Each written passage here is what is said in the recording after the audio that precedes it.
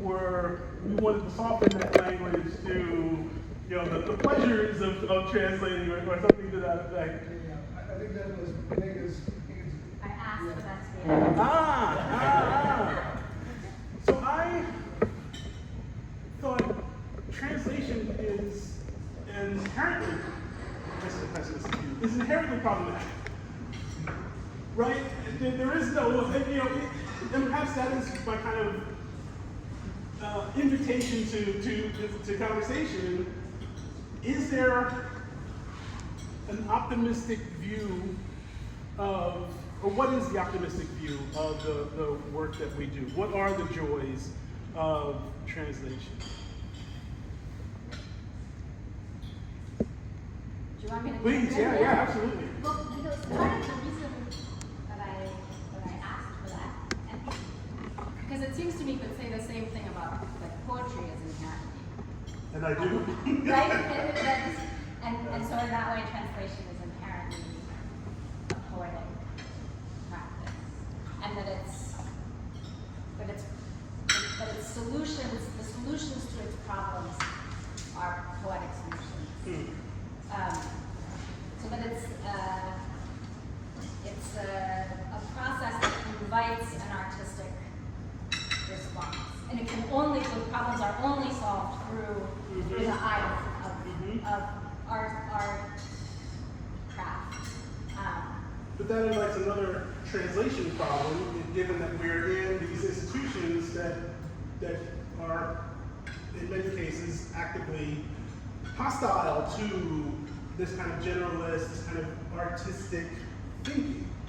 Right? Obviously, we talk about signalization, but even the idea of translanguaging seems, from outer space. Yeah. Go. You are the translator, actually. Meg translated my work called Kwetu, which she knows how to say in English. Because, as you say, Gregory, that there is a problem in translation. Always. I think that from the previous lecture I have in the university just today, I told the student that there has never been an honest translation. Because it is not possible to have one. An honest translation. It is not possible to have one, actually. That is why in every situation that, because it requires a lot for a person to translate and to do it the way it is to be done, which is not possible, actually. That is why translating is self-torture. I know you torture yourself very much to try to transfer the word, the meaning, the philosophy behind it from Kiswahili to English to very separate languages, from very different dichotomy of culture, dichotomy of philosophy, and each that is in between there. So yes, translating or translation is never fair enough. Does this say that I'm not happy with what she does? No, I'm very happy. She does what she has to do. Sometimes when you're translating, of course, you are failing in between your urge to present what the original text says and your urge to adopt your ideas and create it to be presentable to the second or third or fourth audience. For example, I've been saying that I've been living in Germany for 15 years now. We have winter in Europe. We have winter everywhere, actually. Winter here in the Netherlands.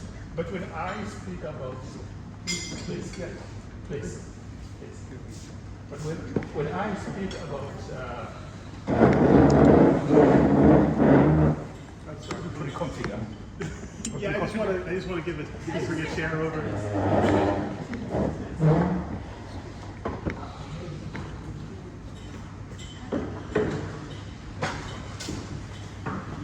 So when I speak about winter, living in Germany, is it the winter that is being understood for those people living in East Africa?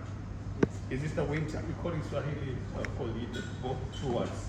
Baridi, which is from Arabic actually, and Zeme from my dialect, which is even much deeper, but still not the winter that is being found in Europe. But then if you may want to say that, I said, of course, you want to point my light about the midnight sun. You are calling out sleeping, the midnight sun. And I said that this, normally the sun brings hot weather. But then with this sun, it brought the very cold situation, very cold. So when I say Zeme, does it represent the winter? It represents the feelings of it. So it is always a touch. Not in this picture. Okay. Yeah, but I can explain it. Yeah, okay. So, yes, it is torturing yourself and trying to do translation. Dr. Yunus says the jargon that we're using to say about it, so it says kujinafsiri. In Kiswahili, kutafsiri means to translate means kutafsiri. That is what it says in Swahili. Kutafsiri means to translate. Huh? But then kujinafsiri, that means there is nafs, it is soul or spirit, self, and then there is this, the tafsiri, so it's combination of two words, and the very meaning is that when you are translating, you put yourself into the work, and then you swim that work, and then you want to come back out, you come away later, having yourself, translating yourself, and then presenting to the audience. Have you been in easy situation? Exactly not.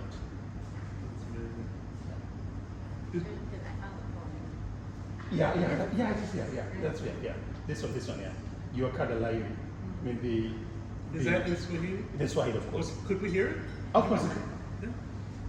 Ilikuwa ni laili yenye zeme sio hari, hewa ilikuwa tuli na baridi kukithiri, nasi tu chini ya dari twatetema hiri hiri, ndipo hapo likajiri jua hili laili.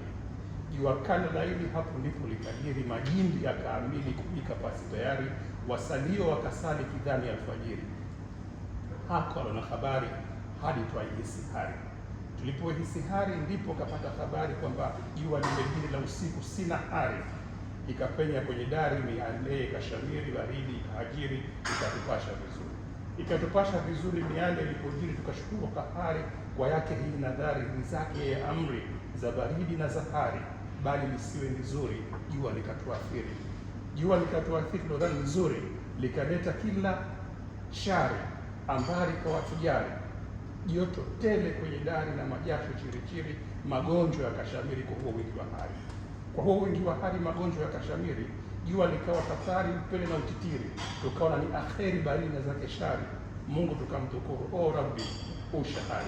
Ewe Rabbi ushahari, Mungu tukamdhukuri, nyumba isiwe tanuri, tukaoka kweli kweli, kabla ya alfajiri jua lifunge safari, jua hila laili hatulebu kali. So that is, how do you translate? I'm trying to remember. Anyway, please continue to speak on it for me. Yeah, actually. So that is it. I was saying that, of course, translating, I know it is a torture. It is good enough. It is self-torture, actually. But yes, yet we can't live without it. It is communicating.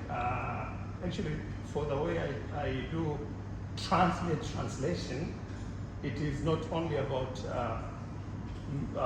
transferring meaning from one language to the other. I mean, not from language 1 to language B, to language 2.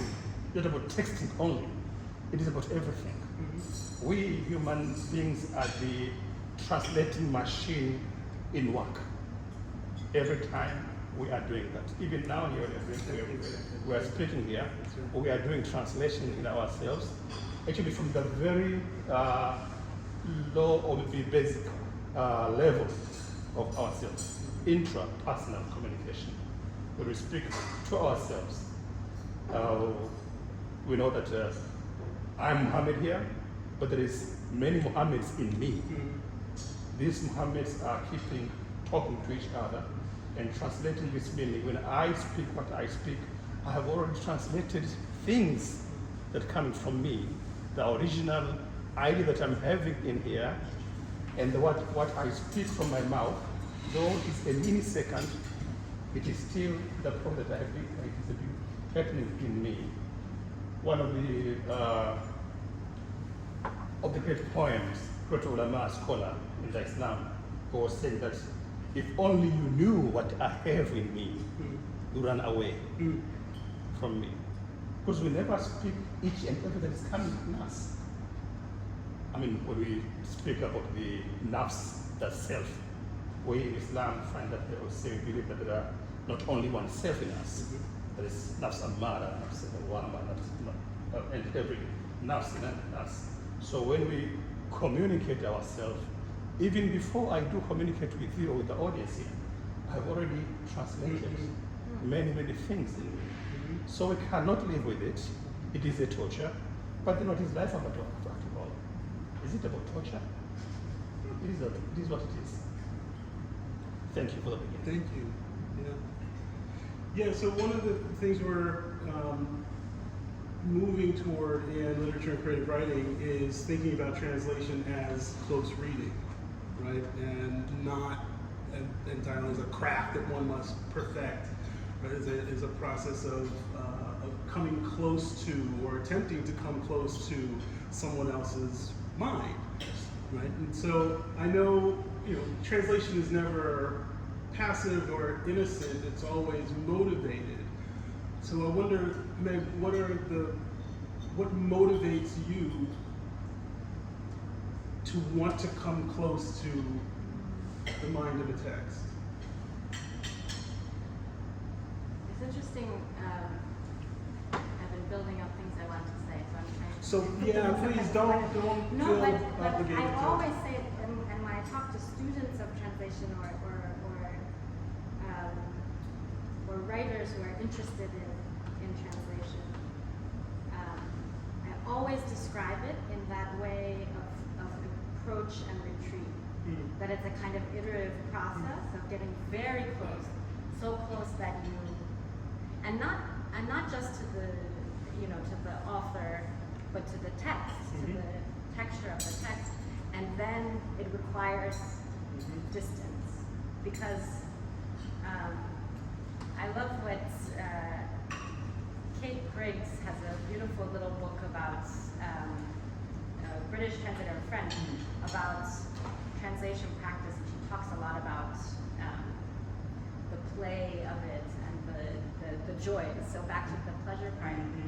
But she reminds that a translated text, a translator writes every word of a translated text, that it's entirely right. Every single word in a translation is written by the translator. Of course, it's a dialogue. It's an attached kind of creation. So in order to make something art, there has to be some distance. I can't read this, and to my mind, in the process of producing a translation, I'm writing a poem. To speak of this process, I'm writing a poem in English, so it has to be a poem in English. I have to get far enough away to be able to write a poem in English.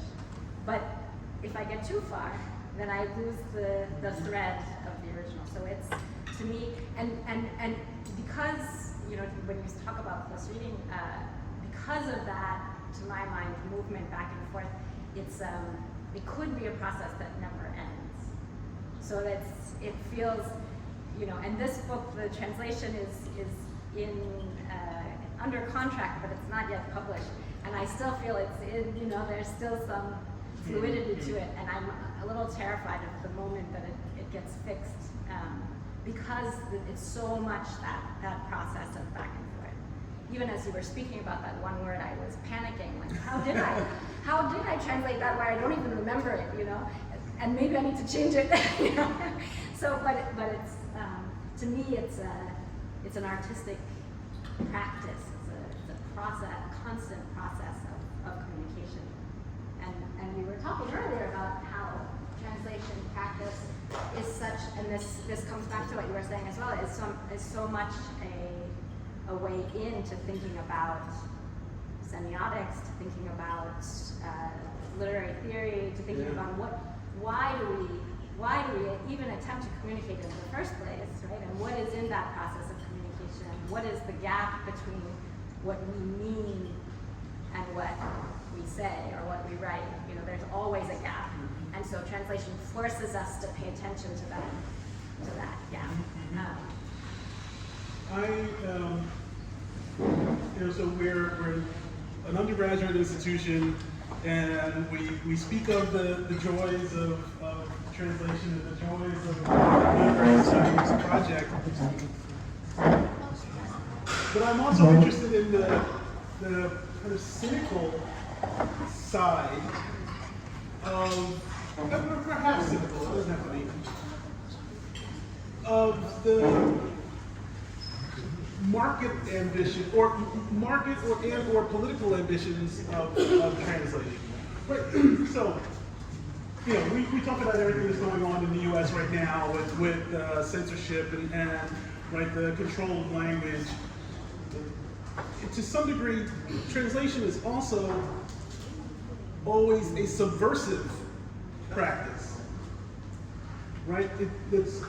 You're always doing something that doesn't want to be done, and introducing something into a language that will necessarily disrupt the status quo. And so I wonder about the countercultural ambitions or impulses, the subversive impulses of. Do you even agree that this is the translation is a subversive practice? So one of the other things I was thinking about is the meaning, the etymology of the word translation in English. It's from Greek, right? To carry over, right? To carry over. And I was told, and I don't know if anyone here speaks any Indian languages related to Hindi, but I was told at some point that in many Indian languages, the word for translation means to write again.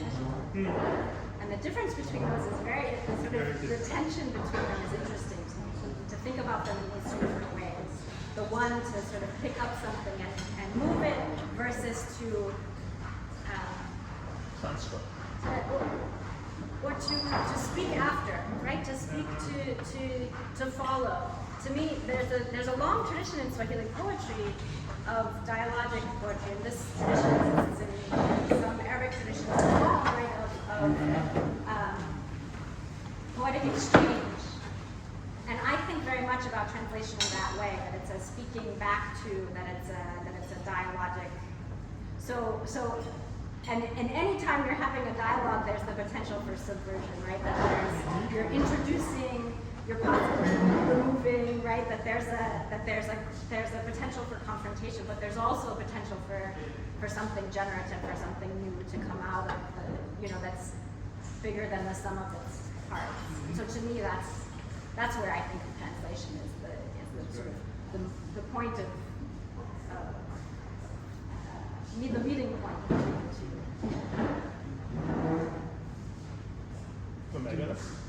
Sorry? Oh, please, yeah. Just to add that, I can't say that it is subversion.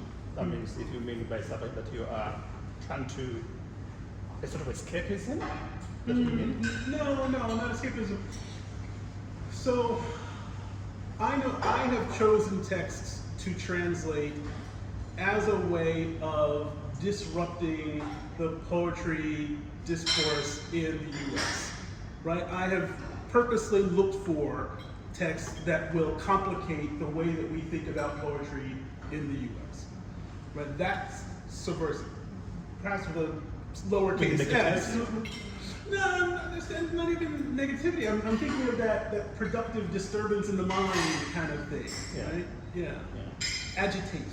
Yeah, okay, that's which is reality actually. I mean, not in the sense that I mean to cause agitation or things like this, but then as Meg said here, that at the end there is a meeting point between the translator and the original text and the outcome. There is a meeting point, of course, actually. And here comes that first question on honesty and fairness and things like this in translation. One of the things that I do trust my translators, that they know their work, they do as much as they can. So at the end of the day, they represent what they have understood from me, from the bottom of their heart. That is it.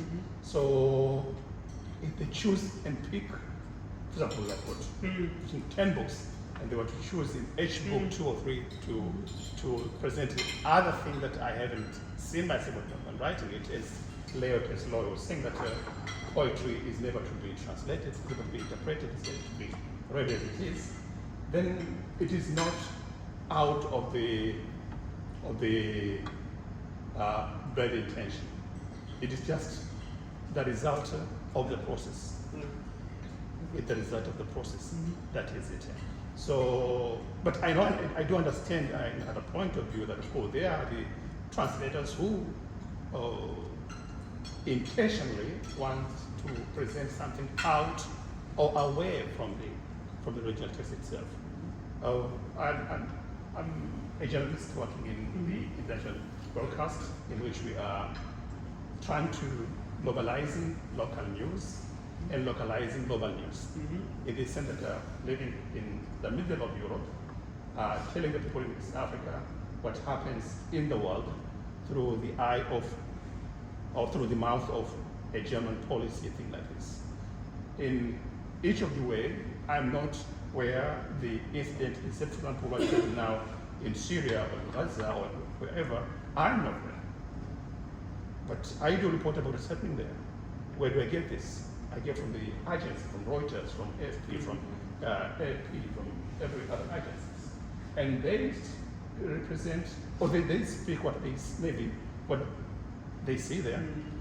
But then I want to tell my fellow villager in Pandani, where I was born in Pemba, that this is what is happening now here in Syria. I am not in Syria, neither he. But I want to tell them what happened there through the other sources that might be there. I do translate from their language to my language, but I also do adopt. I do adapt the atmosphere, the feeling, the rhythm to send back there to Pemba what I believe has been happening in Gaza or in Syria or wherever.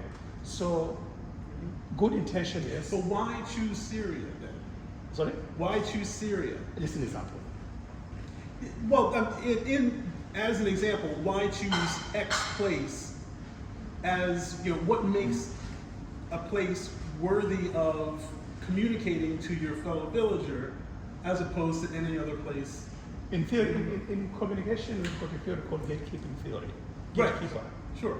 So translators are gatekeepers. Yeah. Yeah. They are standing on the gate and they allowing something to get out and them to stay in. So why choosing Syria? How do you come decide? to the judgment? Yes. Yeah, there is a long, in media actually, which is, not far from any other communication, which is translation, which is communication, there is a hierarchy of decision makers. It's not only me who makes the decision. But in translation, maybe Meg, by her own head, said that I want to translate what Mohammed Ghassani has written. So it is on her own. But here I gave the example of media with this hierarchy. It's only my own decision, or it's not only my own decision, rather the decision that is coming from the editorial called postmortem. This is like we're using in media to speak about what we do before the news coming to air, we do a postmortem on which to choose what to recognize, what to put, and things like this, and then to go on air. So why Syria? It is a decision that is not sometimes not even my own decision. In the media. In the media. Of course, but then in translation, of course, make it is your own decision. It is, but those elements are also there. I mean, you speak of the market, you speak of the, but I'm also thinking as a scholar, because I'm also a scholar of African literature, situated within particular disciplinary, Right. formations and boundaries. You were talking of African studies and what does it mean, where we are located within particular institutions, within particular geographies, within particular languages. When we place ourselves in the ocean, what is Africa? What is Africa from the ocean? What is Africa from the U.S.? What is Africa from Abu Dhabi? But also, because I'm a literature scholar and there's a history of the study of and the discussion of and the discourses around African literature, there's inherent in that question at least two questions. What is Africa and what is literature, right? Which get at both of what you were saying, right? That this disruptive, because what is poetry here, in Swahili, it is something different, right? We can't produce a Swahili poem in English. This is the problematic part, right? But we can also disrupt our expectations of what a poem is by sort of pushing English through the sieve, right, of Swahili, if you will, right? Forcing it, and maybe force is too violent a word, but massaging it through. We're thinking about that process of holding both next to one another.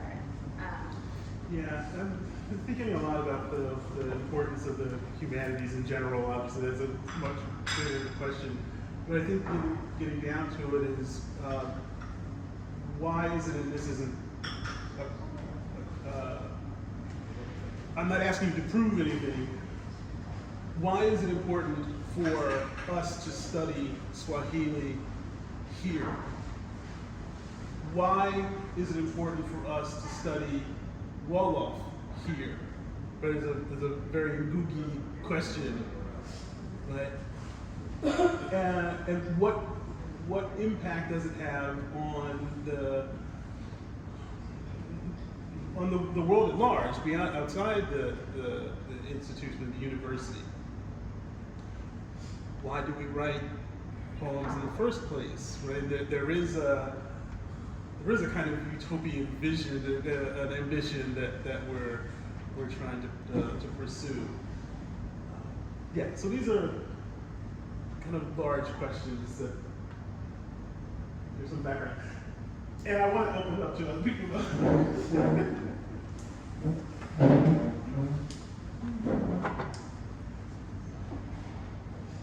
And maybe just as like an additional provocation to what you've just said, is that those kind of questions also operate at different scales. So we can talk about Swahili vis-a-vis English or Arabic or some other more powerful language, but also Ghassani is from Pemba, and he writes Pemba. He writes a Pemban Swahili, and this is an intimate part. I should let him speak of it, but an intimate part of his poetic practice is drawing on a very specific idiom of one island of the Zanzibar archipelago. So this Kipemba is then in relation to Kimuja, which is the language of the larger island, right? Which is also the base dialect of the standard Swahili, which is used in government and which is there's a political subversion that happens at that level as well, right? And if you look in his books, you'll see there's glossaries. It's full of glossaries of just Swahili into Swahili, right? He's explaining these very specific, Pemba-specific process, when I started this project, I had never been to Pemba Island, and I had to rely a lot on Mohammed to help me get at that texture, that very, very local texture. So these things, I mean, I'm an American speaking we're Americans speaking American English, right? And in the world of Englishes, this has specific meaning and specific power, and they're not all the same. There are, in Swahili, we say the Swahili, right? And there are multiple Swahilis. So that's also operating here, right? There's a lot of different levels at which we can talk about those language relationships. And they mean something different here in an Arab context. I mean, Swahili is full of Arabic. It's full of history of relationship with this place. And an Arabic speaker reads and understands Swahili differently from an English speaker. I'm learning that now that I'm teaching Swahili language to Arabic speakers and not just Americans, and what they catch and what they, and I have other African language speakers in my classes who are Bantu language speakers who don't know any Arabic, but they understand things structurally about Swahili that the Arabic speakers don't get, right? And so it's a very interesting classroom environment that I hadn't had before I started teaching it here. So anyway, sorry, I'm now on a tangent, but that's good. Sonia, does this resonate at all? I mean, there's complications in like teaching language, but I think the variety of the dialects and forms of Swahili is something that is, I used to grapple with Arabic's standard and its vernaculars, and I used to do this thing, as I was doing earlier, that as a practice, I used to try to translate just very casual expressions that would catch my eyes, and this was way back, and I would do them in ways where I'm playing around with the language, right? So it was in a sense, as I'm translating, I'm trying to figure out what is my role in the language, and what is my loyalties to the varieties of the language, right? So do I really want to just translate into standard Arabic, or do I want to play around with the language and bring in features from other places in the language, right? So like I think of it as like a landscape of the language, right? So it's kind of like choosing which self to translate through multiple selves. Just to add on your question, basic questions on why should we translate from Swahili to Arabic, or vice versa, a wall of two things. One of the answers, of course, Eric just got have said here, that the closeness between languages. Because then, language is a product of society, their philosophy, their meaning of life, the way they translate the life around them. So those who are close, they do have a similar, or at least a very close meaning of the concepts that surrounding them. I've been researching and trying to document. I talked to Mr. Baron today of what I call the lions of the monsoon. The lions of monsoon, what is that? It is about the relationship between the people here in the Gulf and the people in the east coast of Africa, the home of Swahili. Many years ago, people did not even understand that they are two different people between those who are here and those who are in the east coast of Africa. They were just one. I mean, one can have his auntie in Khalij here in the Gulf, and his uncle in Zanzibar, in Mombasa, or in Somalia, wherever. And traveling from here to there, he wasn't even feeling that I'm crossing borders. They were one people.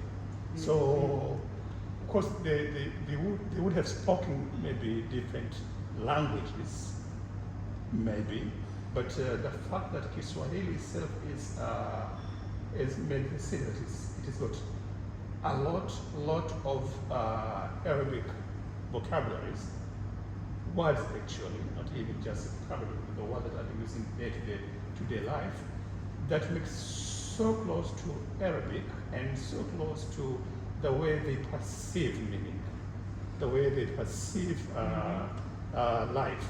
So when the word coming from Kiswahili going to Arabic, it just comes from that door coming to this door in the same building. They're close in meaning, they're close in philosophy, they're close in understanding this matter. Words coming from English to Kiswahili or from French to Kiswahili or the other way around, they're just apart. And there is this much torture that people like Meg are suffering from, because then they have to swim in the very windy and wavy ocean just to get out there with the meaning. So yes, I would urge that we have a lot of translation from these close languages so as to get meaning. That is one thing. Of course, it is very unfortunate that in later years these worlds have been separated. I mean, the Arabian world and the East African world have been separated with many things, but used to be one. So they can say things and understand very much clearer and very much closer, because they are just from one, from the very beginning, as Professor Mazrui was speaking about the triple heritage of the Africans. You know, the professor spoke about. Yes, he had the very long series in BBC, I think, at that time, both in radio and television, both the triple heritage of Africa. And he was speaking about that actually. Even from the jargon called Afrabia, there is, and in which he was coining between these two, Africa and Arabia, Afrabia, that is it. So yeah, there is these two languages are communicating to each other. They are talking to each other, so they can be in harmony. Otherwise, you translate from one to the other. I read a poem here, and of course, if you want to notice the word, because Arabic here, there was many words, hari, harara, baridi, and what? All those are the shari, khairi, all those are the Arabic words. And they're not just them, they're just 2 or 3, 4 of them. I cannot complete a full Swahili sentence without putting 2 or 3 Arabic words in it. That is it. So they are close. And speaking about Wolof to Arabic or Wolof to Kiswahili in this case, I will speak more about these African languages translating to each other. For example, I mean, in this now in the clause is about those people living in the east part of Africa, and those living in the west part of Africa. They are Africans after all. So it is very unfortunate that there are many Wolof words translated into French, even Wolof ideas. I mean, the writers that are writing, they are Senegalese, they are the Burkinabes, but they write in French. So they translate their ideas into another language. But there is not much work from Wolof to Swahili or Swahili to Wolof like this. It is very unfortunate actually, because they would be translating each other because of the environment, because of the philosophy and the history as well. If they are not being connected directly between East Africa and West Africa due to the geography, Africa is not one country, it's just big continent. But still they are having many things in similar.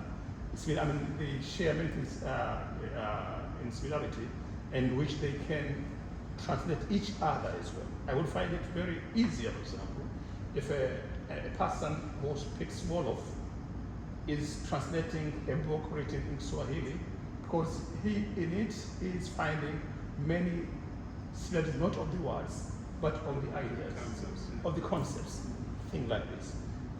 That I would say. And then why the other question? Why writing poem after all? Why poetry in this case? That personally that I speak about myself. For me, poetry is about communicating first to myself. And then, of course, maybe later, as it happens now, but then I started writing poems still, when I was still maybe 8 or 10 years old, or even in that. I could say I was a poet. Still, I'm not a poet, but I was like trying to compose some verses when I was that age. And even at that age, I was speaking to myself. My first book was published in 2016, when I was already maybe 34 or so years old, I think. No, I was older than that. But I've been writing 20 or many years before that. So all this time is not about what I published, but what I was speaking to myself. So poetry is the way in which a person is speaking to himself. And then if it happened, then these words can go outside to people like Meg, see them and say, I want to others to see, to hear what you've spoken. It's okay. If it doesn't happen, it doesn't happen. I mean, many verses are those that we swallow. We just formulate them and swallow them, and nobody knows that we even thought about that, even say about that. But we have spoken to ourselves. So for me, it is both a way to communicate to myself, a therapy for myself as well, if you want to speak something, something's happening. And later, maybe the other stage is that I can now, I have been able to conserve some part of my heritage. That was the other thing I wanted to ask about is sort of speaking to oneself in the present, but there's also speaking to form, which is speaking to history, right? And so to what extent are we also speaking to, and we were just talking about the forms of Arabic poetry are very codified, right? And then when you write a poem in Arabic, you are speaking to a very long tradition, right? And so what is the role of how does writing poetry for you, how is that a way of communicating across time? As I wrote somewhere, I think here in the tradition of this book, is that poetry is not only about current feelings, about what is immediate in your thinking. It's also about past feelings, and so when you study or when you read a poem, you also read a piece of history, a piece of something which is being put in there, of course codified, with quotes, the language of quotes. So you are preserving the history, preserving the story of time, of place, of people for eternity. Yeah. For eternity. With the codes, sometimes better understood by those who understand your codes rather than the whole world. But then it will be taking them maybe years to understand, for the other to understand what you wrote. But at least you are preserving a part of your history or part of people past and present. For example, if you are living, you are writing about that time. And sometimes the stories that are in other way not told, untold story that will not be told in open platform. Yeah, could say so. I would be interested to get a little bit technical also about this. You mentioned the title of the book. And for me, the first and primary translation problem for this text was its title.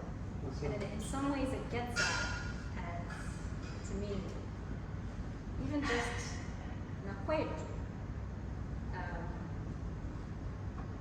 It speaks to lineage, it speaks to collectivity. So maybe I'll ask Lubacha, if you were to translate Kwetu, what would you say was in the book? Just for the room, people are going to say, okay, I can tell you basically what that means.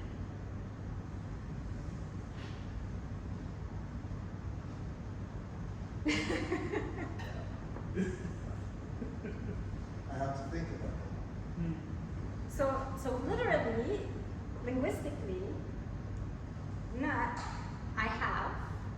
This is the first person possessive, first person singular of the verb to have. Okay. Okay, I have. And Kwetu actually is also a possessive. So literally, I have an our place is what literally this means. Kwetu, we can translate it as home. So you might say, now Kwetu means I have a home. But Kwetu has within it, structurally, grammatically, the sense of collectivity. Our place. I have an our place. How do you do that in English? Home has no sense of the collective inherent in its essence. So a literal translation of this makes no sense. I have a home loses the collective, right? Yeah. Right. So here, but also Kwetu colloquially, right? It refers to one's belonging, one's connection to the land, one's lineage in a place. So it's pregnant with all of these layers. Some of that is in home, I think, in English, right? I mean, home is a pretty weighty word, but it doesn't, right? So this problem to me was right at the outset. This pairing of the personal, of the singular I, and the we of the second half of the title immediately is something you have to capture somehow, right? You have to hold it. So I have my perfunctory way that I did it. I don't know if it solves the problem or not, but so the way that the subtitle Sauti Mgeni Ugenini has its own problems, but like the voice of a stranger in a strange land. So now Kwetu, I have a home, there is a we, voice of a stranger in a strange land. So I extended it into longer. If there is a we, it has that sense of the we. But yeah. Would you translate it as I have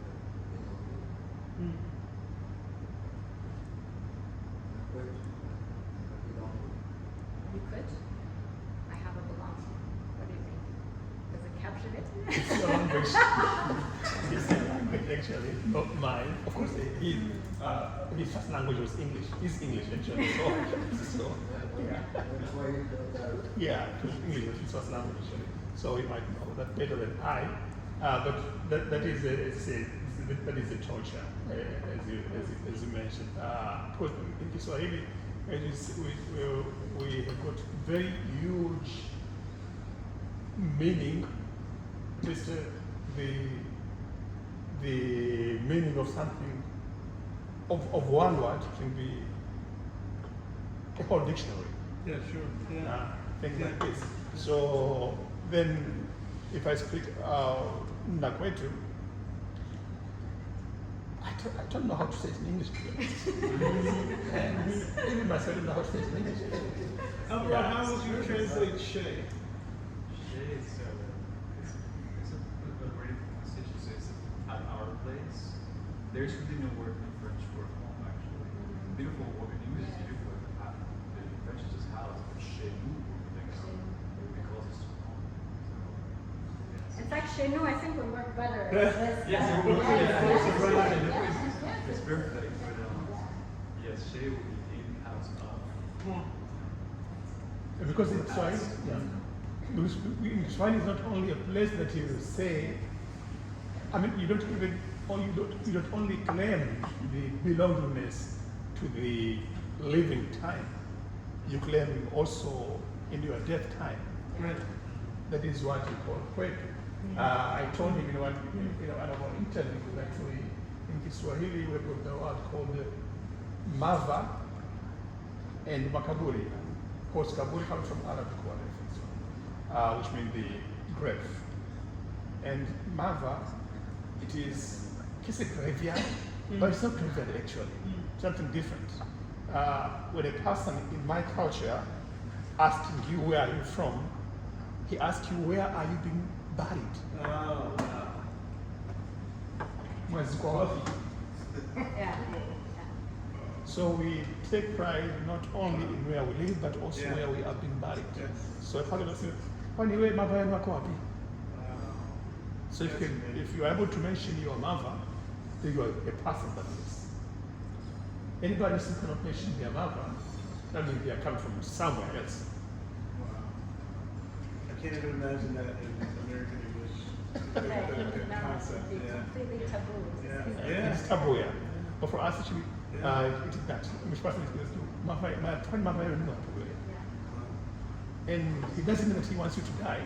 Of course, yeah. He asks you your origin. Asks you about your origin.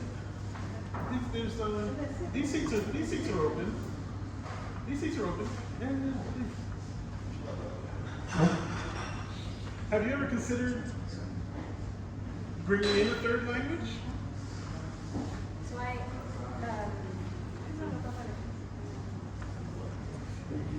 there's a poem from this book that in French. What is it? I'm Oh, forgetting her it's name. originally written in French. No, No, it was translated into French by a. Yeah. Her name is escaping me, but yeah. I'll think of it.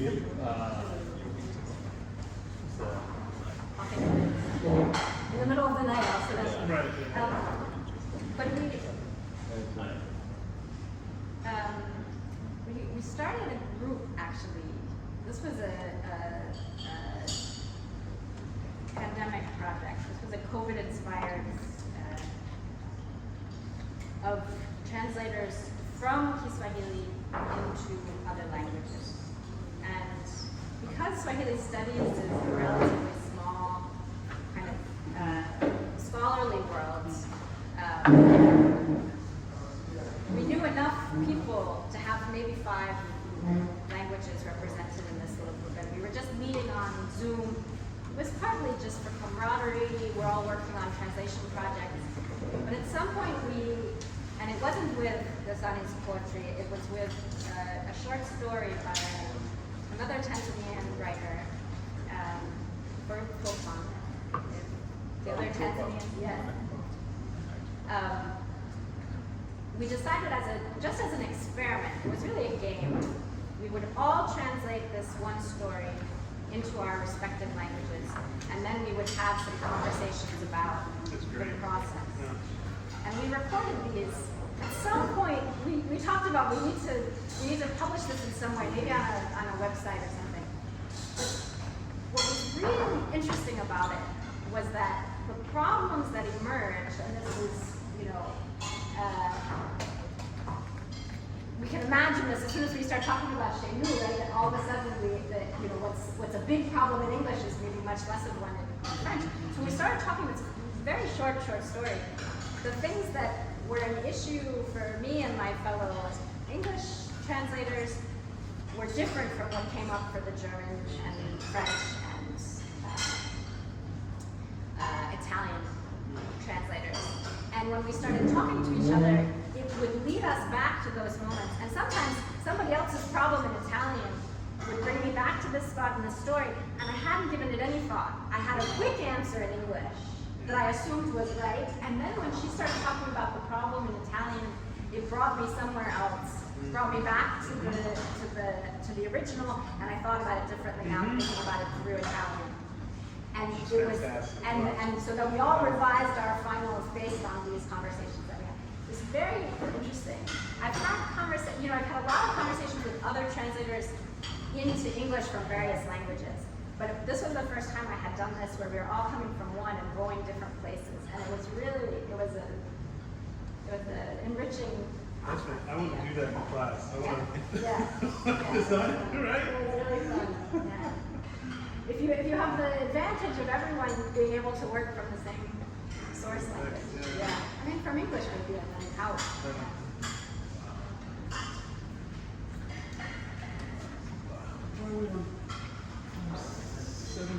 11:30. I think we should hang around and have a little more coffee, have some dessert, and chat. But hopefully, I want to thank Ghassani, I want to thank Meg for this amazing conversation, and thank you all for coming out. And, right? Is it? Yes. Welcome. Thank you. Thanks, Alvaro. Yeah. So, yeah, and thank you all. I didn't get a chance to meet you guys. Yeah. See you. And of course, our esteemed guests. And, I look forward to meeting. So we can have some conversation from Yes. for all the guys who can understand Swahili. All Or others that are around here. So they can speak Swahili or can they study Swahili? Can they study here? No, they do understand it. I mean, if There's we a- speak there's a- Swahili. There's some. Not myself, of course. No, We trust it for you. Yes, exactly. Trust it for you. Not yet. Yes, yes. well, I also you should like actually when I'm translating a language, you're translating as context, right? So it's not like one by one, but equal social setting like a context of translation. And there's so many ones that you cannot find, or you cannot find exactly the meaning from, I said, especially from Swahili to another language. How you work out this one? It is, yeah. And I think how much context you give. It's also a question of. I participated in an event earlier last year, at the end of last year, with other translators, and it was organized around the question: who is the imagined reader when the translator is translating? We talk a lot about the imagined reader for a writer, but who is the translator's imagined reader, right? How much do they understand? And it was an interesting conversation. People had different answers to that question. Are you translating? This idea of translation as close reading is translating for yourself in some way, right? That it's the idea of translation as dialogue. Maybe I'm translating for Ghassani actually, that we're in some conversation with each other. If I'm translating for someone in America who I want to have access to this book, who will never be able to read it in the original, now this question of context becomes very important, right? So how do I situate what I'm, to me, one of the problems, and I get this idea partly from, there's I don't know if anyone here has read the Ugandan novelist, Jennifer Makumbi.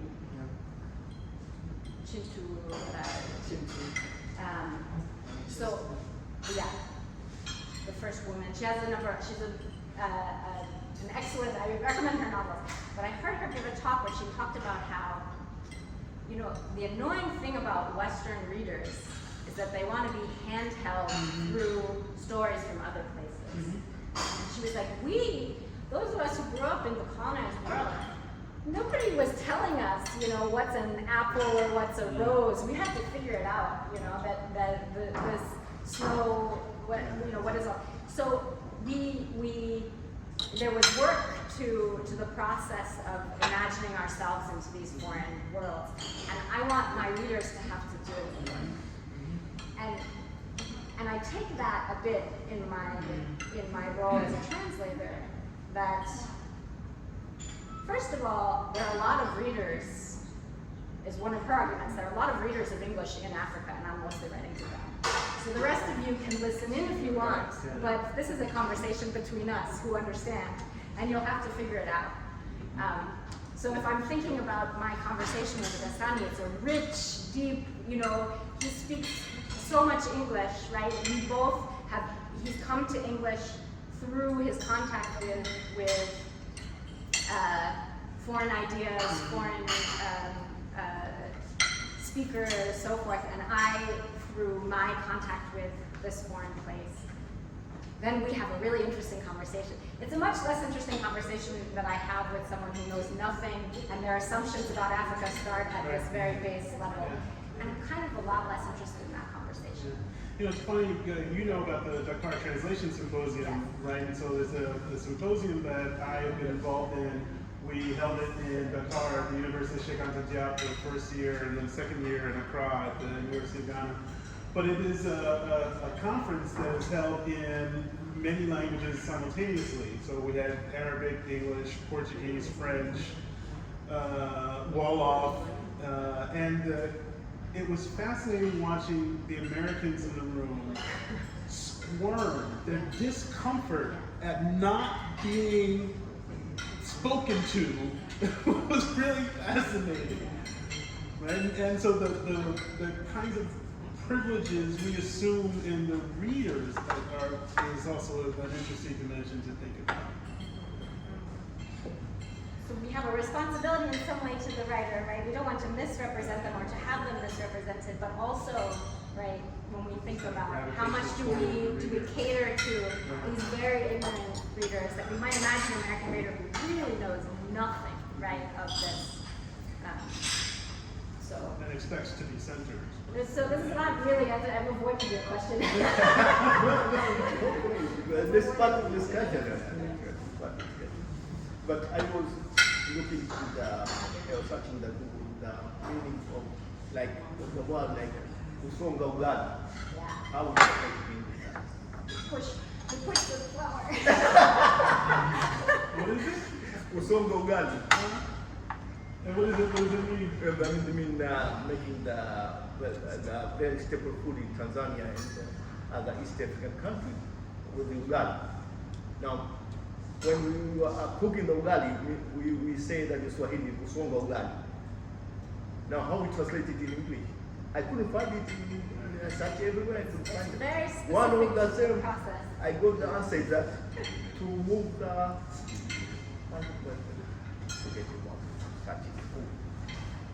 move the You said flower. flower. Because ugali is made of maize flour. Okay. A porridge, right? It's made of maize flour. We split it. What is boiled? And we put the and we have to very hard to this thing. And so that is called kusonga. Yeah. Kusonga ugali. Even ugali itself had the problem in the beginning for forcing to translate it as stiff porridge. Steaming porridge is stiff. In the end, we can just let it be ugali. Instead of trying to find words that may distort the meaning. Because if you're trying to make sense to someone who doesn't know how that looks like, then you end up distorting the meaning. But this is a great example, right? Because if you're translating for a Ghanaian or a Nigerian, you just say fufu, they know it, they immediately know. Although fufu and ugali Of course, they're Fufu and ugali look the same. not the same, right? It's a starting place. It's better than porridge. But I think I like the idea of there is no fair translation. Yeah. It's just that maybe sometimes I'm worried about there's no fair translation. Can you translate and use that as an excuse? Excuse to the translation or from less than what is expected, with the connotation that there is no Use it as a fair cop-out. translation. Yeah. But also I was interested in the part of okay, Kwetu. That's very problematic. To translate it in English, Kwetu, it's very problematic, considering as what has been explained. But then there's a rule that maybe a translator and the author will get to interact. And hey, what have you been here? But then also there's a room sometimes, not room, for example, I think when Julius, when he was translating Julius Caesar's book, he had no room to ask him. Yeah, so actually, yeah. So my point is, in this context, the office here, and probably I don't know how the process started, but were there conversations regarding some problematic words? Because in the end, this also brings me to another question. I was asked one day that, okay, can we equate the translator to a director of a movie that who owns the story in this part? So you have your points, right? And then she translates them, right? So if she happens to mistranslate what you say, who takes the responsibility, just in case the translation brings more problems? That's one part. But also, when you have a book written, but then it's adapted to a movie, right? So the director here may create a script for that. And we know that in most cases, the script may be shorter than the novel. Yeah, sure. So in this case, who has to be blamed? This is what I was asked that question. Maybe we can begin a discussion. First, we had a lot of conversation between me and Meg. I still have it every now and then about when she was translating it from the beginning to the very ending. Of course, they said the ongoing process. Even now, the book is about to be published or published, but still, she had maybe that I could say.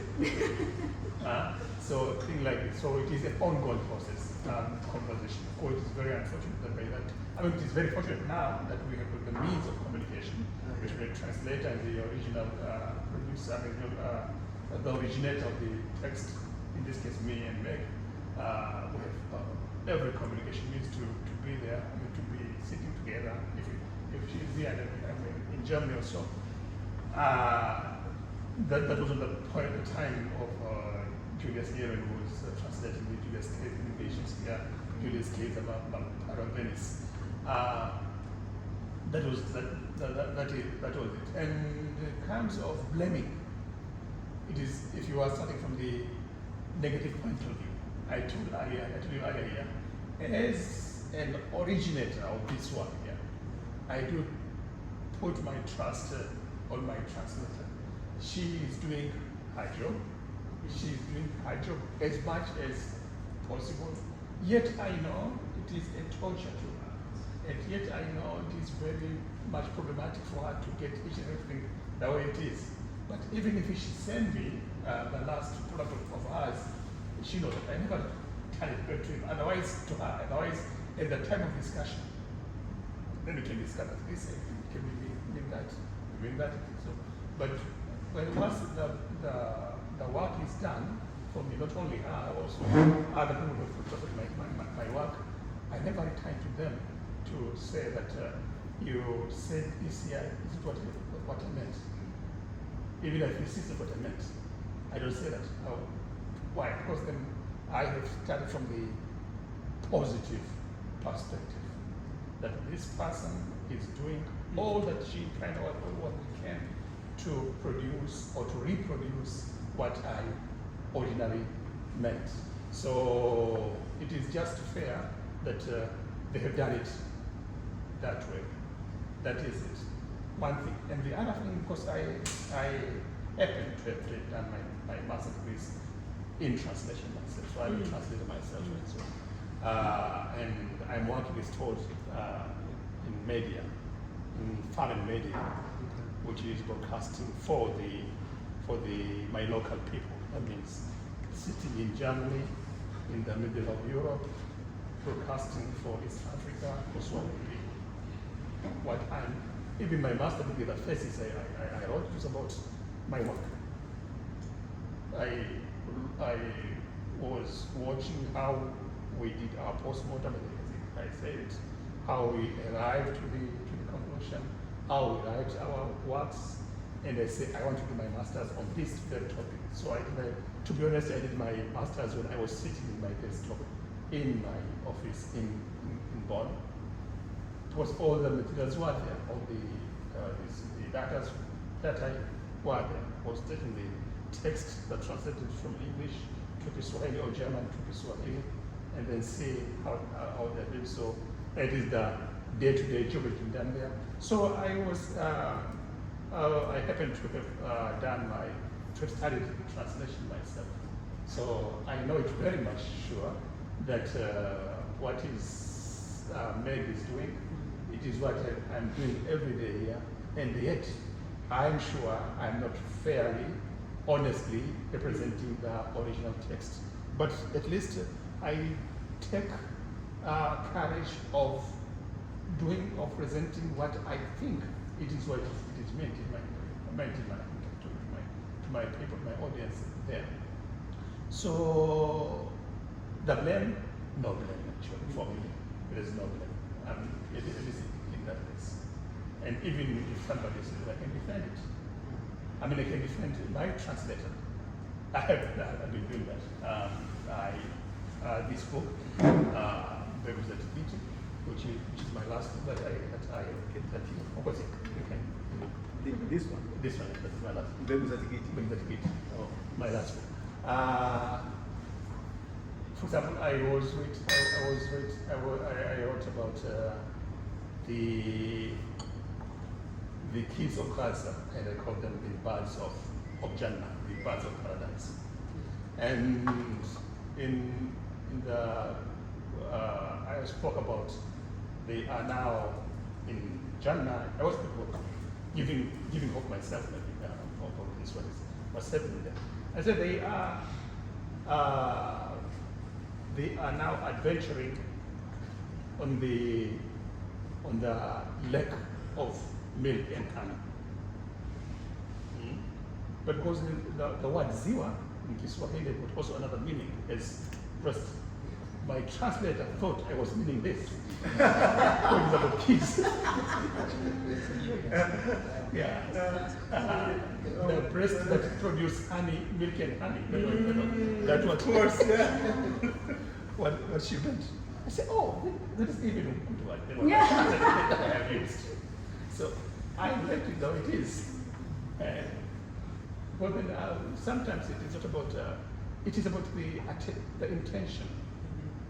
The intention. When you say there is no any honest or fair translation, it doesn't mean that we don't appreciate the work. It's only saying that it is not possible. It's not possible the word translation. When you try to do that, you even make it even worse. Yeah, absolutely. Yeah. And this is the poem too. You're translating the poems. That's the difficult part of it. How to translate it in English and favor the same reason. Yeah. But Meg is good in that. Now, of course, when you translate the People Adala's poem, she was making it to the much possible to the rhythm, to the verses and to the, Well, this is one of the things I was thinking about when you talked about there's a mistake, there's a seeming error in the text. But the translator could have chosen to make that error in order to create a rhythm or to appeal to some other aspect of the text, right? And so there are, and of course I'm thinking as a translator and the conversations I've had with the poet I translated, when he came and said, that word doesn't mean that. And I said, well, I actually need it to mean that in order to do these other things I wanted to do. So there are sometimes when you have to make a artistic choice, But also, I mean, we talk about formal poetry, rhyme and meter versus free verse, but also what rhyme means and what meter means in Swahili is different from what it means in English poetry. So you count syllables in Swahili. You don't count syllables in English poetry. You count metric feet. You count stresses. So you can't reproduce it. You can't count syllables in English poetry. Well, we do have syllabic poetry. Okay, but it doesn't. It doesn't produce the same rhythmic results, right?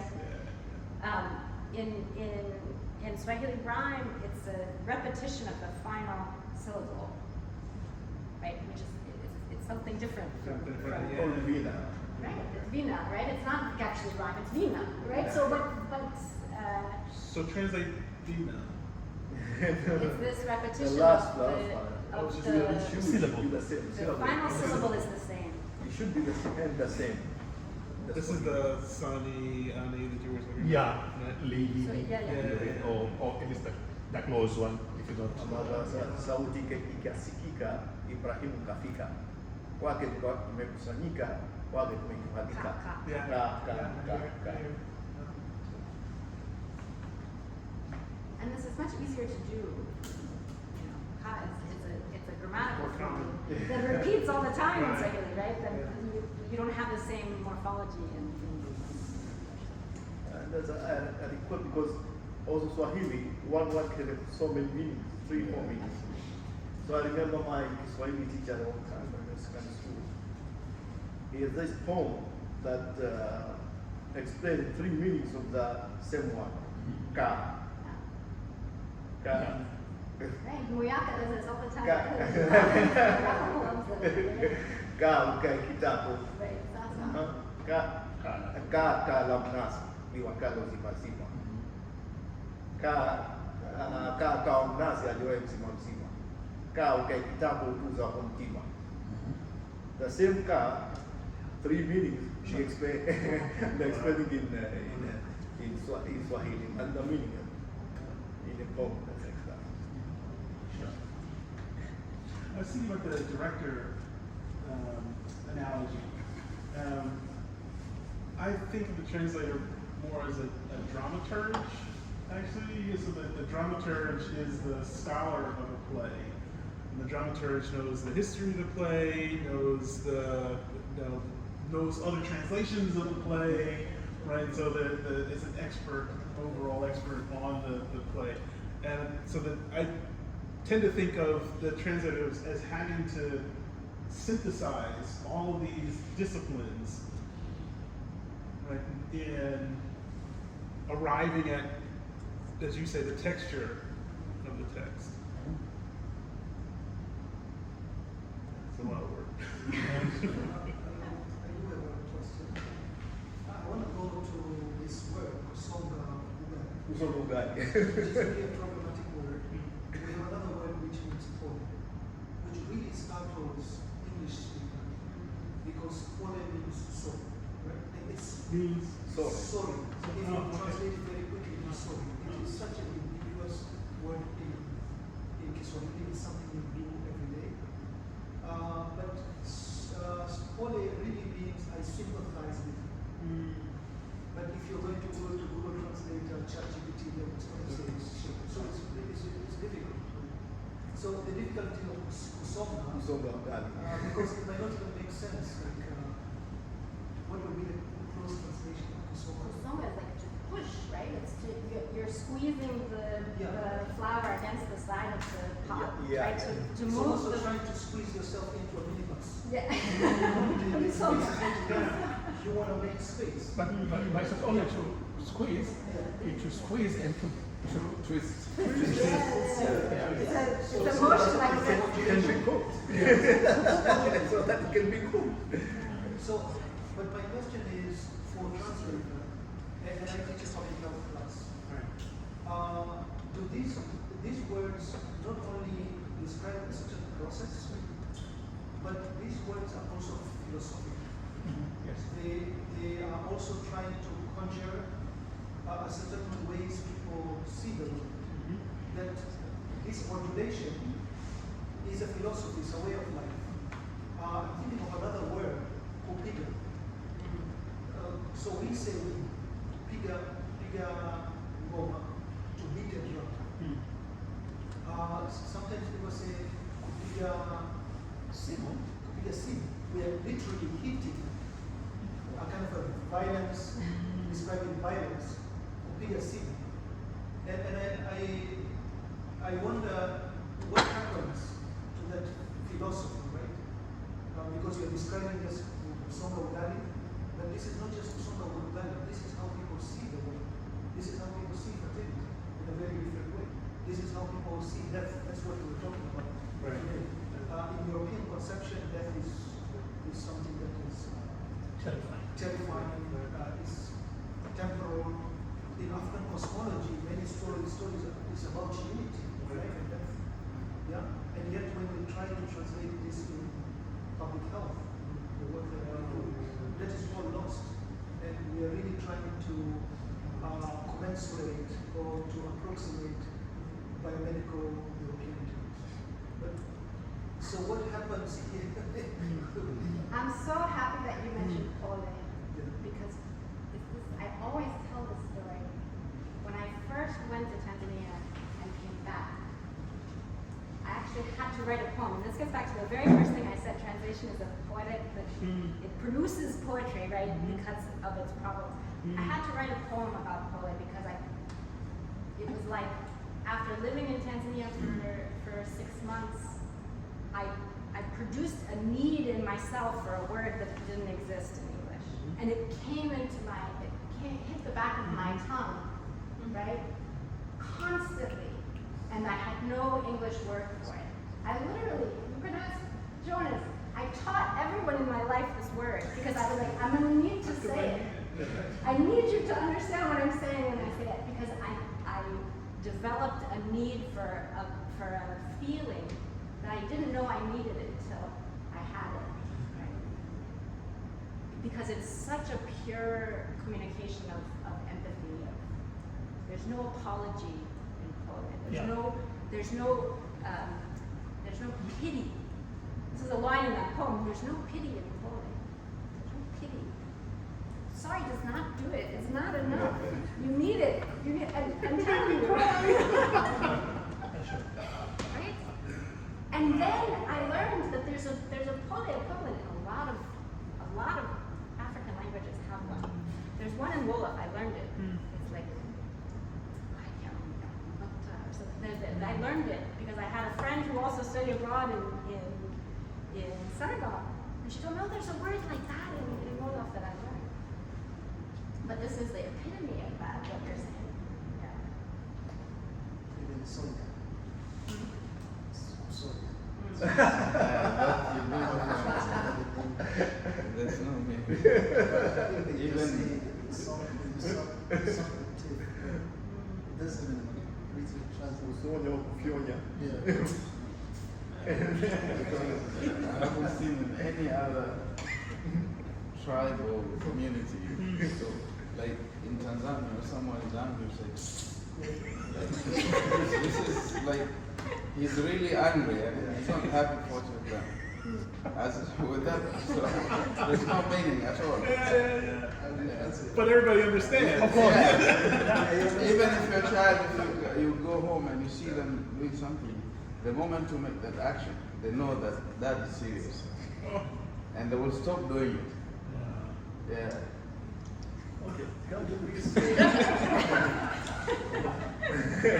modern tools of artificial intelligence in translation, which are now for us very good, so much searching by Google and try to translate from one to another. How it helps you?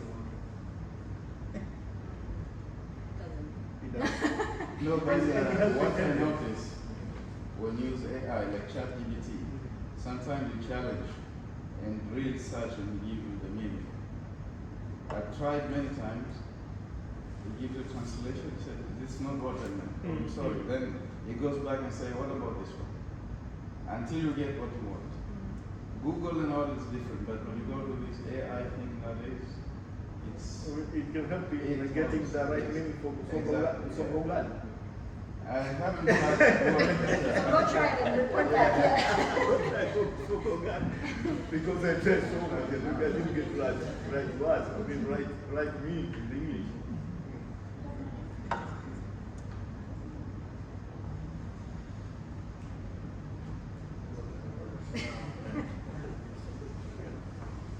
But my question, right?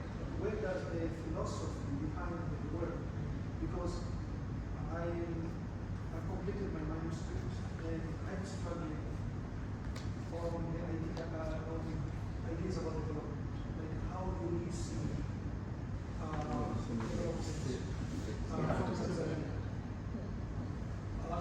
is development European word, does it just incorporated bringing something, that approximate development, but brings extra, and in fact it does. That's what it means, it brings it. It has extra. The extra part is, maendeleo is really, in Kiswahili, is related to motion. And not just ordinary motion, bodily motion. And not just like bodily, like human bodily motion. So when you think of development, it's really technocratic, buildings and those sort of things. In Kiswahili, maendeleo is really connected with bodily motion, like human motion. But also motion at several levels. So there is a kind of a philosophy there. There is a certain kind of an outlook which gets lost when you just say, here you have development, here you have development. So I wonder in works like literary works, where works like Songa Wali, or Pigamani, or Pole, which has, of course, captures lived experience, but also the philosophy of life. What becomes of them is translation, a kind of a butchering process where there are certain things that you don't deal with? Or does that philosophy that is embedded in words come to permeate the act of translation and bring a very different feeling? Or does that issue kind of just disappear? Well, this is why I'm so interested in the intention behind the translation, right? So in that case, I would be interested in finding ways to infuse these concepts into American English, right? Yeah. To expose my audience to this worldview, and that may result in my doing a disservice to the original language, and certainly probably doing a disservice to the music of the language. But the intention is subversive in this agitation kind of way that I was speaking of earlier. Because it is about feeling. It is about conveying a certain feeling. Translation is about conveying a certain feeling. But also, it is also about opening the readers to another vision of it. Yeah, and this is the ethical dimension of translation, right? So we talked about the craft of translation, you know, carrying over, but there's translation as a form of diplomacy, as opposed, right? As a form of intercultural awareness, and that's what I think our project here at the university should be around translation. And the reason we study, and perhaps this is how I'm answering my own question, is the reason to do this is so that I have access to a concept like Pole. Now I need it. And in that awareness, I have some window onto my friend here, right, who we haven't met, and we share a word now.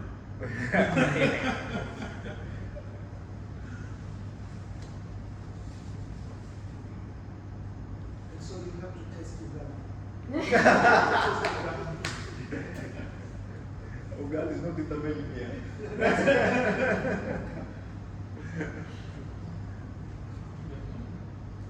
Okay. But it is your. No. We only wanted to read one point here. I in Kiswahili, as I wrote it, and Meg in Chelsea, as she translated it. This poem called Mifupa ya Mukajirina. How do you translate? Bones of the migrants. Migrants, and it has got its background.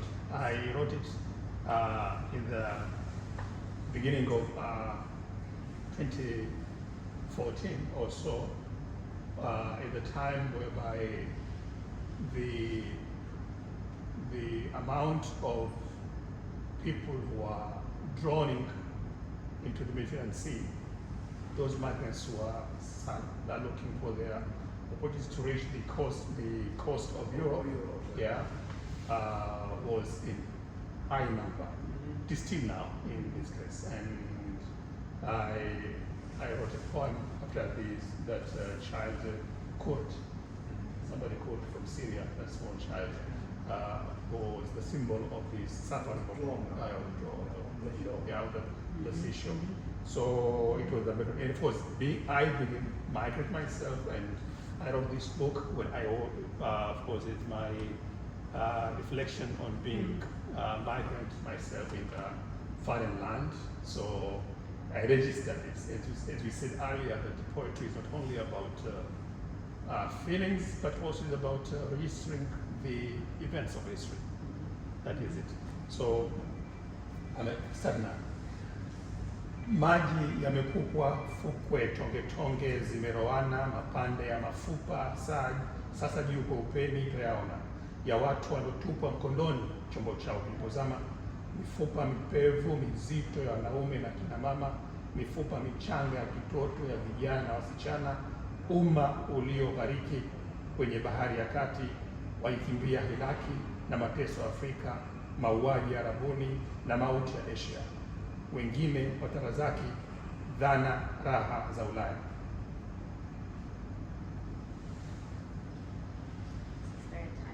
My eyes are getting old.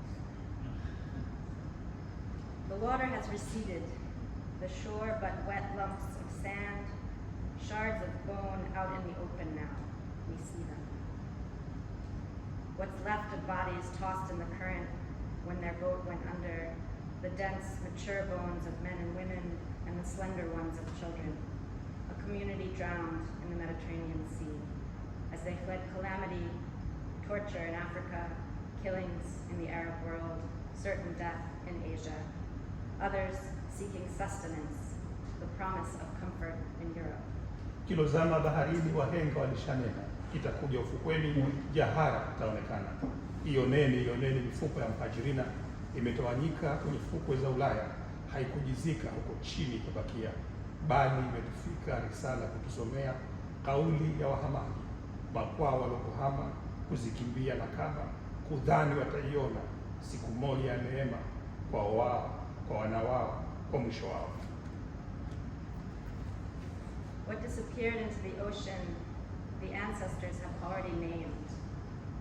It will make its way ashore, plain for all to see. Look at them. Look at the bones of the migrants spread along the shores of Europe. They didn't bury themselves or remain in the depths, but came to read us a message, testimony of the migrants, the ones who fled their homes, escaped disaster, believing they would see a day of grace for themselves, for their children at last. Pale mawimbi makubwa yapigapo yakazimeza sauti zao, pale upepo mkali uvumapo ukavirukiza vimo vyao, pale bahari ya giza iwamezapo mama na mtoto wao, pale mwisho wa kikatili ufikapo hatima ya safari yao. Nasi masikio yetu tuyazibapo, tusisikie vyao vilio, na macho yetu tuyafumbapo, sione madhila yao. Ni hapo basi, ni hapo kufa nao wakataapo, na ndipo hapo ambapo mifupa hii tujiapo kutusuta kwenye fukwe za Ulaya. There, where the massive waves swallowed their voices, there, where the fierce winds toppled their boats, there, where the blackness of the sea engulfed them, mothers with their children, there, at the furthest reach of brutality, the end of their journey, there, where we stop up our ears so as not to hear their cries, where we shut our eyes so as not to see their wretchedness, there, yes, there, where they refuse to die. It is there that their bones return, confronting us on the beaches of Europe. Kwenye fukwe za Ulaya kwa upeni maji ya pwapo mifupa juu yake. Kwa Kamiliza na kwa Ria ya hapa viapo na majina yajitaja. Muna Juma, Muna Moza, Muna Raya, Muna Asha na Mjaja. Kikongwe miaka 60, kijana wa 20, mtoto mwaka mmoja. Si nambari ni majina ya insani, si ya wanyama. Ni roho watu zilowatoka, ni uhai maisha yalokatika, ni pumzi hewa iliyokauka. Mifupa ya mhajirina ina madeni ya dai. Yuko wapi mlipaji? On the beaches of Europe, laid bare as the tide recedes, the bones rise. With courage and conviction they swear an oath and speak their names.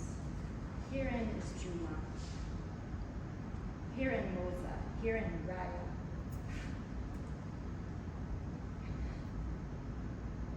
Herein Asha and Mujaja. A grandfather of 60, a tender youth of 20, a child of only 1. Not numbers, but names. Humans, not beasts. These are people whose souls left them. This is life cut short. Arrested breath. The bones of the migrants have debts they are owed. Who will pay them? Thank you. You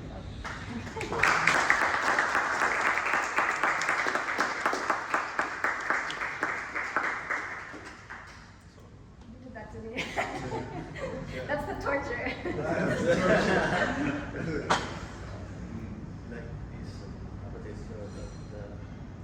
the grace of to see the light. So we can translate it that to see the light and the tunnel, to see the light of hope. We say that the grace. Come si voglia da una nuova casa. Sì, come grace. Yeah. Yeah. Light, see the light in the. At the end of the tunnel, as they say in English, it means so. Yeah, as I said, she puts all the effort to translate this light into grace, light into Myanmar, light in other, which is shown. So she decided it's not only light as this light is light as what is produced of light. It is grace. That is the hope that our migrant sisters and brothers, they are taking this difficult journey. Believe they can cross their dungeons.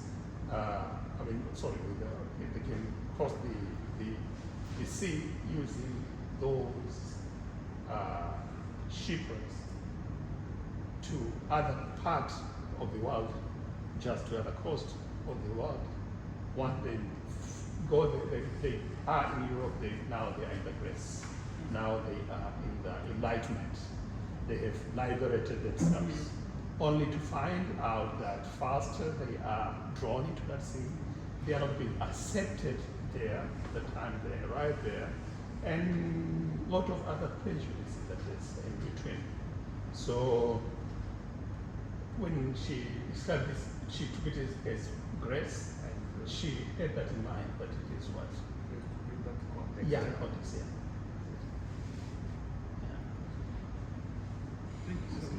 Because when I can read with the English version, then really I can reflect what is the Swahili version.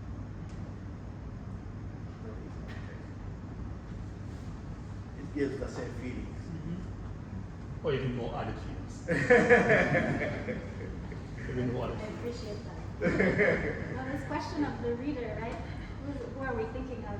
And if the one who can read both can say, okay, there's something here I feel it both places. Yeah, the translation. And that Here's my reader. The translation enriched the original. Yeah, that's a great. And in particular with this point, that is what we spoke also with Meg Arenberg, had the story of the, I don't know if many of you here know about the Rashidia in Dubai, that street, the Rashidia, whereby in 1960s, 70s, the ruler of Dubai at that time gave the whole street to the migrants coming from my country, from my Swahili people. Yeah, from Zanzibar. And in comparison to what the migrants from Africa have been given, try to reach there. That is why I say I want to write this, to document this, called the Lions of Mansour. The struggle of them moving from East Africa to dare the sea, the Indian Ocean, of course, and to try to reach this part of the world, which was by any means their home, because as I said earlier, it is only recently now we have been, after the coming of colonists, that we can say there is this part to be Somalia, Tanzania, Kenya, and so forth, and this was Arabia. But by that time, that was not an issue. A person could live here with his boat in monsoon winds all the way to Somalia, to Mombasa, to Pemba, to Unguja, and living his life there, and then married and get children there, and other children are here. Their brothers and sisters, if one here dies, the one in Pemba will inherit something in Oman or here in Khalij, the other way around as well. It's all just one. And when it comes the political ways of the 1960s in our part of the world, in East Africa, then they remember that we have somewhere to go. And then they got somewhere to go. It is here, in this place. Yeah. And what happened that the ruler of Dubai said, "What? You are my kids. You are my kids." The ruler of Zanzibar at that time, who was overthrown, Jamshid bin Abdullah, who died just this year, came here and he asked the ruler of Dubai by that time, that Sheikh Rashid, that I and my people have been thrown out from the country. So this generation of people, I entrust them to you. We have got sayings in our Kiswahili, which is influenced by Arabic and by Islam, that you will, if we get chance to go back home, that means in Zanzibar at that time, please return them to me in our country. But if by any means you are not able in our lifetime to go back home, please, you will give them back to me in the day of judgment. Yeah. That's what he said to me. I just say, well, you know what, Jamshid? For you, they are your citizens. For me, they are my kids. So he gave the whole street, the whole area, or Rashidiyya now. And by that time, Dubai was not rich as it is today. So they cut themselves piece and flesh and flesh to contribute to their brothers and sisters, and they give the whole there. And not just the fact that they are purely Arab people also, no, the mixture of them. But they are the people. So in comparison to what is happening now in this time, and in Europe we say that with the migrants in here, so many. Trump says so that the migrants are killing our culture, killing our. It's very different what happened here. Some 40 years ago, 50 years ago, what happened here. That is why I say I'm now doing this docu-series on the Lions of the Monsoon. The people who dared the sea, and this.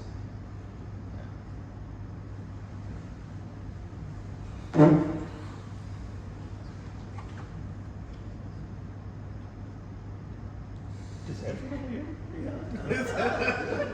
We have a good coalition here. We are releasing all this.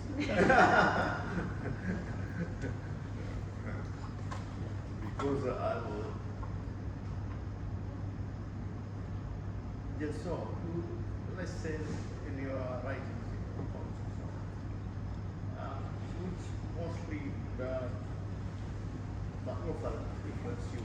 Think there is anyone who influenced you, or just your own?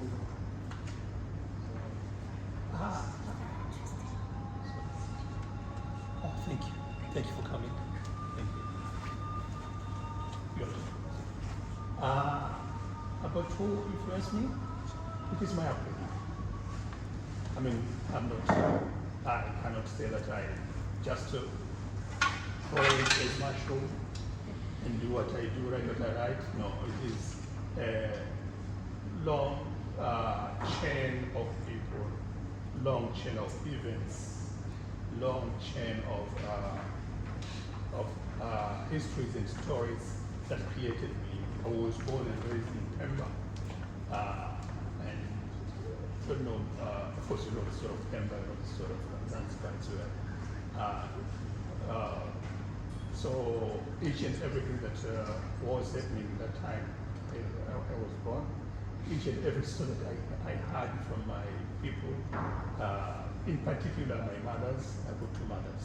Of course, I am a son of two mothers. Yeah. And people in my village, and what happened by that time. Everything happened, every event that was there inspired me. So I'm a product of what happened. I'm not genius. I'm just a product of what happened. You are, because we're talking about one of the most called Abdulatif Abdallah. No. And I thought that he inspired by his posing. Of course. Because I think Abdulatif Abdallah is very good. It's one of the most amazing years. He's all good. He's all good. Of course, yes, yeah. Yeah, I can say so. Yeah. Thank you for coming. Yeah, for sure. Of course, I read poems from many from our Swahili gurus. We are having Ali Wastani, Shaban Robert, and others in those who I could reach by that time. But they say the people around me, surrounding me, I mean, my family, my mothers, my people who That's actually inspired. yeah. That is the big inspiration that we have. Yeah. In a way, the same as you, I was born and brought up in Canada. And all the way that the story that when I live here. Yeah. So the same way, but maybe you are much younger, so maybe in the 70s, right? Yeah, I was born in 1977. Oh,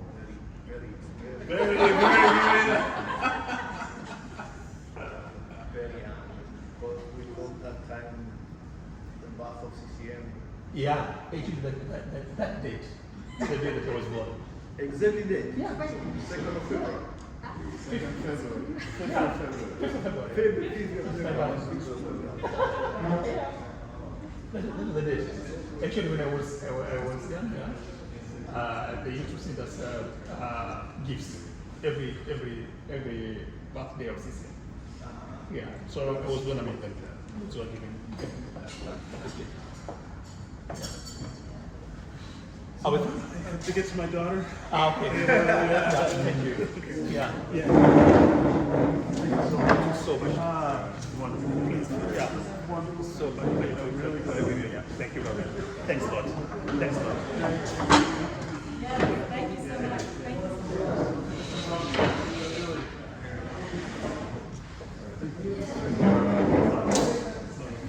Okay, we see each other. I hope we see each other. I hope absolutely. Yeah. Yeah.